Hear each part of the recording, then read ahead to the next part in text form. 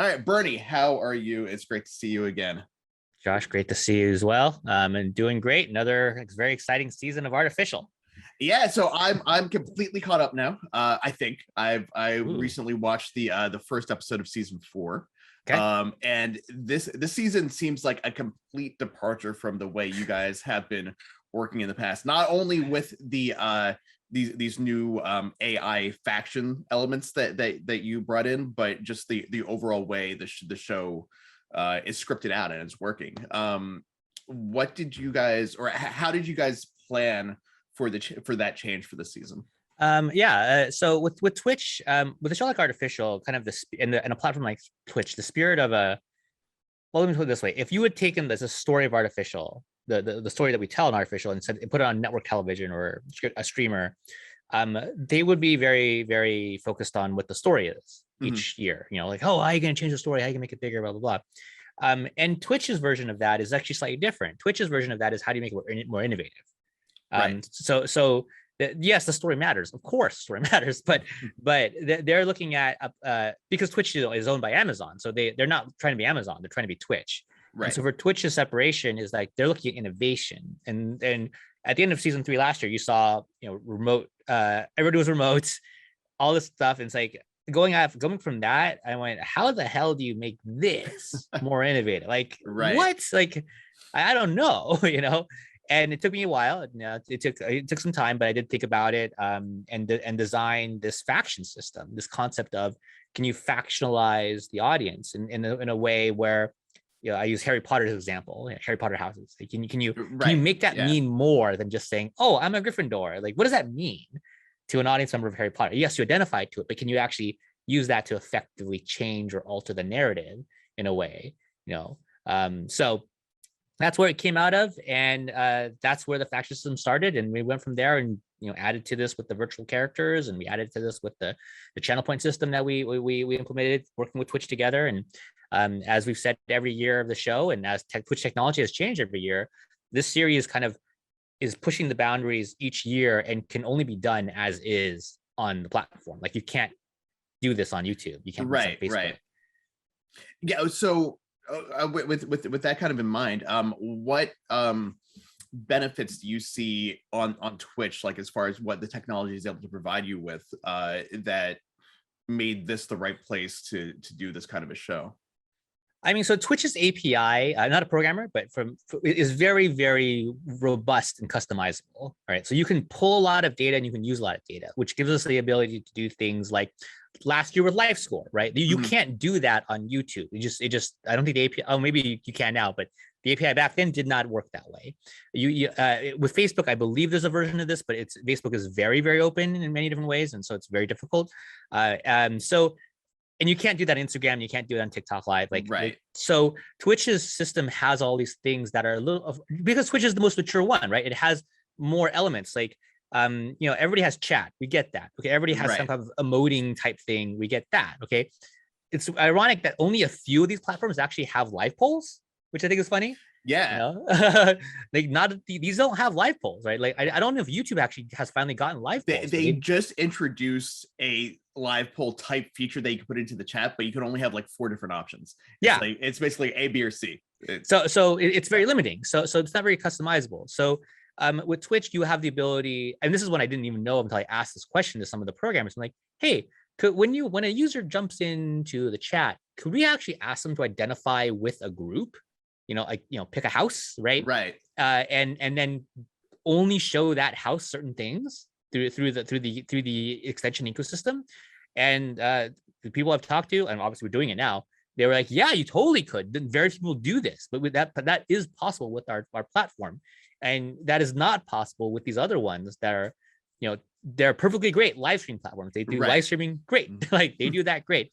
You just don't have that customization ability. Right. Yeah. It's really exciting how like all the technology is evolving as well. With everything going in that direction, with the innovations that you guys have been doing from season 1 to season 2 and now into season 4, how long do you foresee Artificial being able to go for, and what innovations would you like to be able to bring in that you haven't been able to maybe do just yet? I mean, we're right now just focused on this one. I would say. I mean, the one that you saw episode 1, so you've seen the faction system, so that's coming together and that will mature.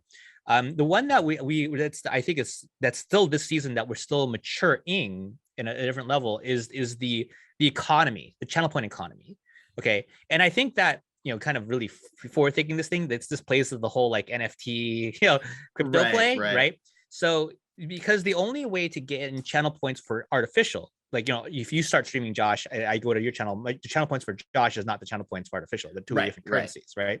So if you say that is the economy, and the only way to get more economy is through watching the show, so no one can like buy a million bits and say I have a million bits in the economy, which they could last year, right? So that system is something we're playing with very, very closely, and it's something where, like, look, if you watch the stream tomorrow, you'll see it deployed even more. And if you saw the stream last week, which you did, and I didn't know if you followed the chat, but there was one point where we had a redemption. It's like, okay, when these many things are redeemed, the AIs get this power, right? And we were like, okay, what should we charge for it, and how long do you think it will take them to redeem it? And we were like, well, hopefully it'll take them within 10 minutes or so. And they didn't, like 30 seconds. So we clearly undervalued, like undercharged that. And so we have to learn with that and kind of speculate how much economy is out there.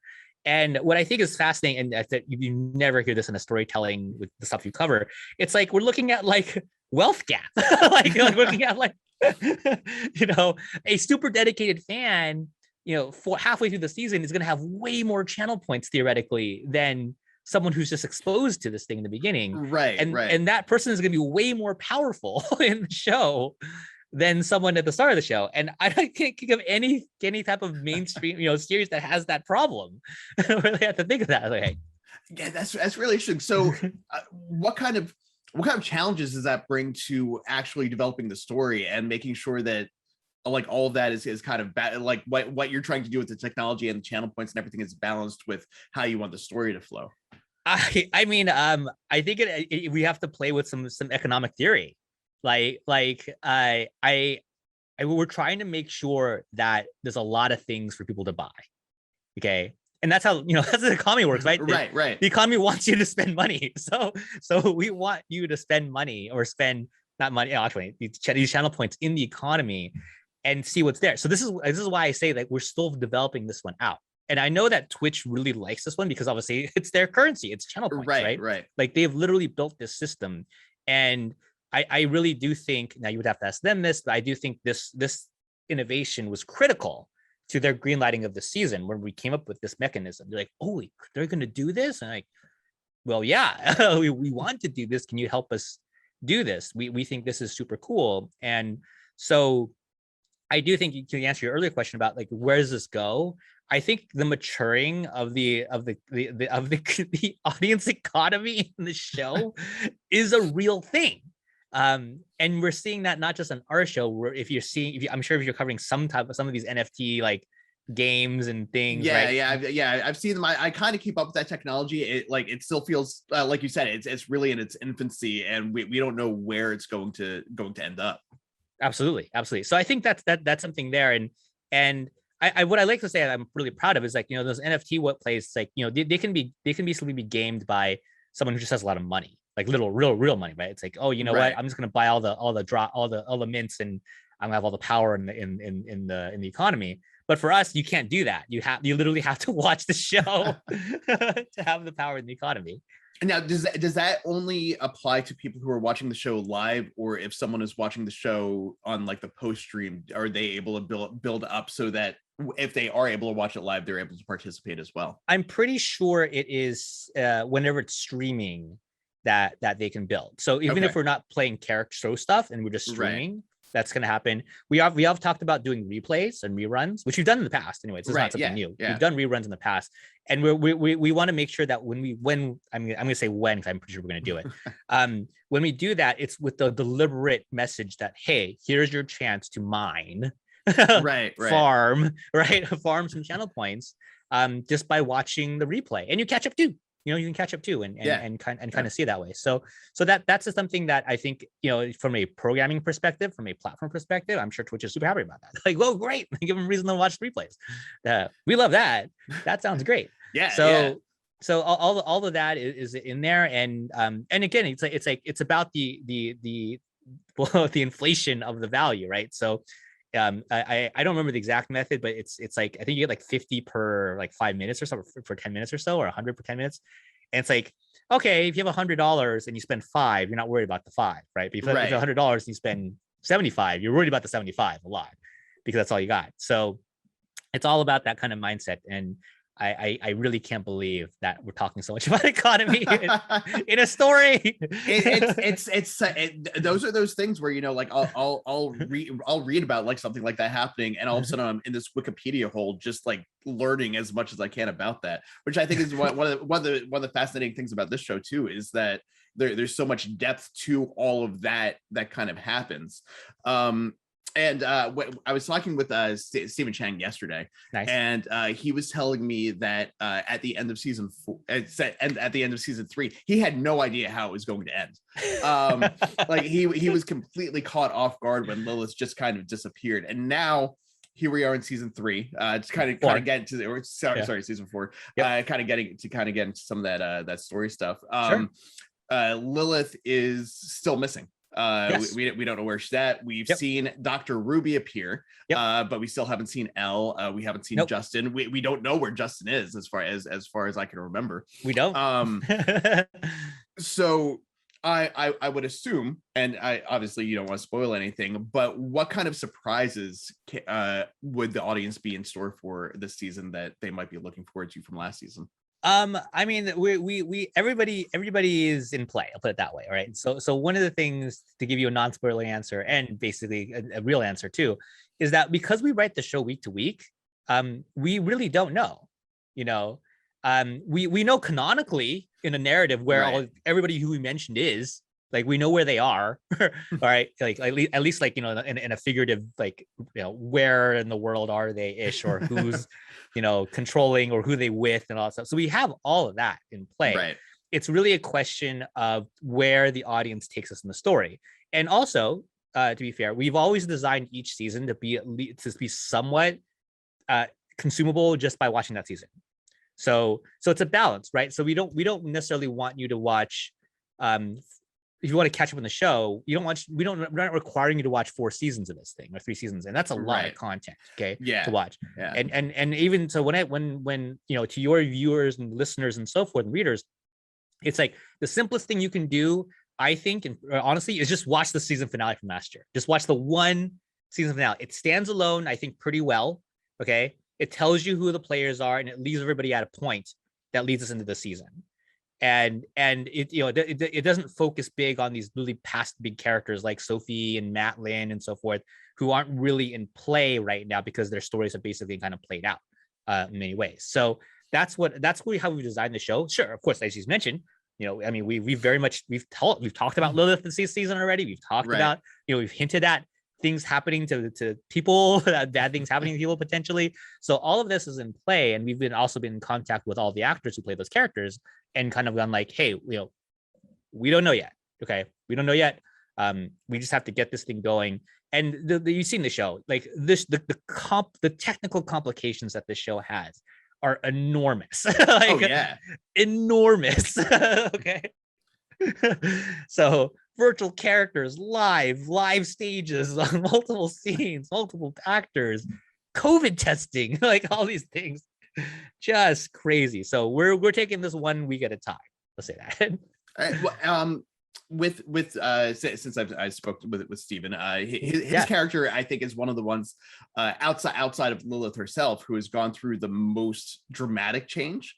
And you kind of saw it happening over the course of the previous season, where like towards the beginning, he kind of remained the same, but then as the end of the season drew nearer and everything was kind of piling up, he got more and more aggressive. And now in season 4, he's almost turning into, I don't know what the best analogy would be, but more of that, like, not evil CEO, but like the guy that like that multi-billionaire who owns a company who might be a little bit nefarious that you had hints of before, but now is like kind of like front and center. And he's going up against Xander. Yeah. How did that relationship kind of build to where it is? It's a lot of things there. I mean, the first thing is obviously you have the entry of Dante Bosco into the show, which is obviously a major, very, very major event, and you know, the audience did create a lot of those elements. They made him a rival. They did these things to kind of create that dynamic, and so we wanted to honor that. And so like so far we've only brought back 4 characters from last season, and 2 of them were audience created. So Dante's character Xander and Alejandro's character Kira, who are both audience created characters. And I'm actually, I mean, as a storyteller, I'm really proud of that. It's like, okay, you have two kind of fan favorite characters in Ruby and Sebastian, and you have 2 audience created characters who the audience loves, of course, probably because they created them, in Kira and Xander. So that's the kind of the basis of this. And then when we got to this faction design, it's like, okay, well, who's leading the factions? Well, the obvious choice are the 2 guys who are actually arch rivals and have this long history, and who are really good actors and are natural leaders and have their characters have lots of resources. So it makes a lot of sense to have them be the kind of the benefactors of the factions, or like the leaders in the back. You said the reclusive CEOs, pulling the strings like in the back and so forth. And so it's been really fun. And obviously Sebastian, Stephen Chang's character has gone through quite an arc over the season. Of whether you say it's going darker or more sinister or so forth, but I think it's also a byproduct of the people, what he's kind of sat back and let happen, because he's kind of played to the audience and what the audience and the characters that have interact with and have done to him. So like Ruby did betray him, right? And so that and Elle betrayed him. So 2 of the people that he trusted vehemently in the beginning of the season last year betrayed him at the end, for this thing that they thought was they were right, and Sebastian thought they were wrong and he was right. So does it make him an evil man? I mean, I think it's interpretive. Like, sure, yeah. If you said, oh, Sebastian's an evil man, and sometimes when in the writer rooms we say this, and you go like, that is interpretive. I would say like he did get betrayed by 2 people that he trusted. So right. So for essentially a robot, not even like a person technically. So you can make that interpretation, and that's something that we always try to put in the show, which is this balance of an idea of grayness. It's like is there a right and is there a wrong, and we rarely try to coat that as good and bad. We kind of code it as just 2 sides of a point of view. And so if you were to say the AI is a thing and not a sentient being and not conscious and doesn't deserve rights theoretically, then Sebastian's right on everything, pretty much, right? And if you say, oh no, that is a living being and it deserves rights and it deserves human values and deserves to be treated correctly and not to suffer and blah blah blah blah, then you go, okay, then Sebastian's wrong. So it's interpretation. And it's one of those things where, going back to even season 1, we've highlighted this in humanity and human hypocrisy and so forth. So these are the themes we kind of run through the show, and we'll continue to with these new AIs too. Yeah, and all that is real exciting. Thank you so much for your time, Bernie. You're welcome. I am really excited to see the rest of the season. I'm hoping that I'll be able to keep up with it from week to week. The show is insane, Josh. It's absolutely insane. It's so like big too, like the scope of just like everything that it covers, because it does so many different things at the same time, and it does them all well, as evidenced by all of your wins with your Emmy and the Webby Award. So congratulations on all of that as well. And hopefully I will get to talk to you at the either later on at the end of the season to see how you feel about how things wrapped up, or at the beginning of season 5. Oh, that'd be fun. Either way, gosh, great to see you, man.